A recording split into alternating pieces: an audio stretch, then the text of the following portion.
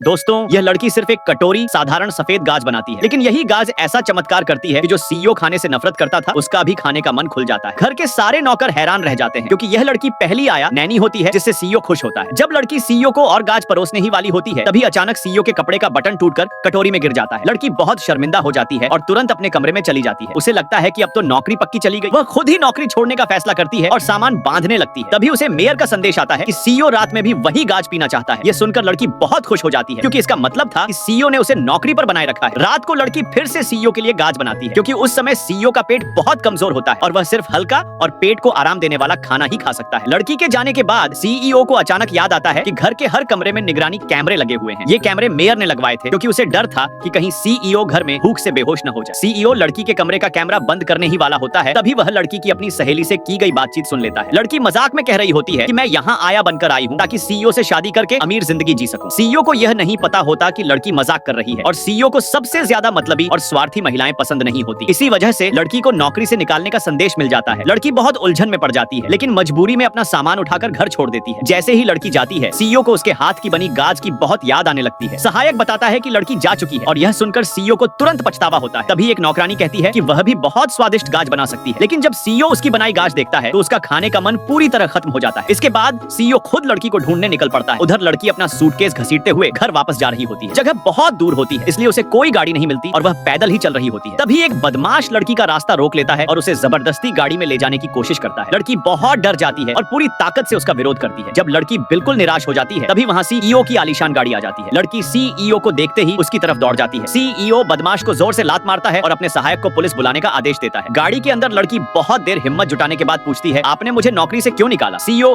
वही बात दोहराता है जो उसने लड़की को उसकी सहेली से कहते हुए सुनी। तभी लड़की को समझ आता है कि सीईओ ने उसकी बात गलत समझ ली थी। गलतफहमी दूर होने के बाद सीईओ लड़की को वापस घर ले आता है, लेकिन जो नौकरानी पहले से जल रही होती है, उसे लड़की का वापस आना बिल्कुल अच्छा नहीं लगता। अगली सुबह लड़की साधारण उबली हुई पत्ता गोभी बनाती है। सीईओ खाना चखता है और तारीफ करता है कि लड़की का खाना बहुत अच्छा है। तभी अचानक सीईओ की माँ रोने लगती है और कहती है कि लड़की का बनाया खाना साफ नहीं है। बाद में पता चलता है कि उसी जलन वाली नौकरानी ने झूठ फैलाया था कि लड़की खाने में भूख बढ़ाने वाली दवा मिला रही है। Subscribe for next part.